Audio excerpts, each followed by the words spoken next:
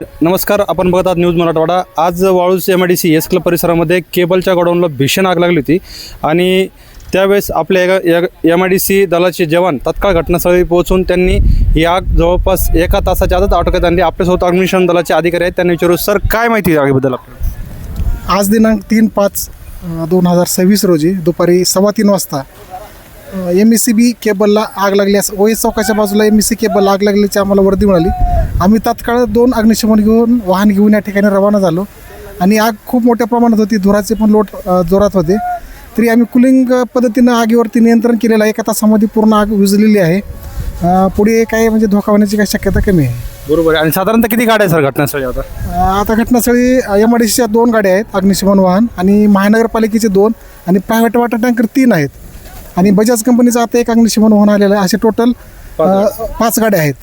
5 गाड्या आणि 3 water tanker समजा? 3 वॉटर टँकर, हो बरोबर आहे। आणि परिस्थिती आता समजा नियंत्रणात आहे? हां, नियंत्रणात आहे, पूर्ण आग विझलेली आहे। पुढे काय चान्सेस नाहीत आग लागण्याचे। बरोबर आहे। म्हणजे निश्चित या ठिकाणी जर धोका खूप मोठा होता, पण आपल्या तत्परतेमुळे ही आग विझलेली आहे। बरोबर आहे।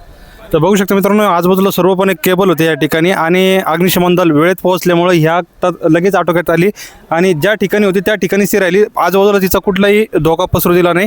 आता जवळपास 5 बंब या ठिकाणी घटनास्थळी आहे आणि 3 वॉटर टँकर आहे आणि अग्निशमन दलाचे जवान शर्तीनं पूर्ण प्रयत्न करत आहेत की आज आग परत लागू नये आणि सर्व प्रकार आगीवरती नियंत्रण आहे। सध्या आगीवरती नियंत्रण आहे। धन्यवाद।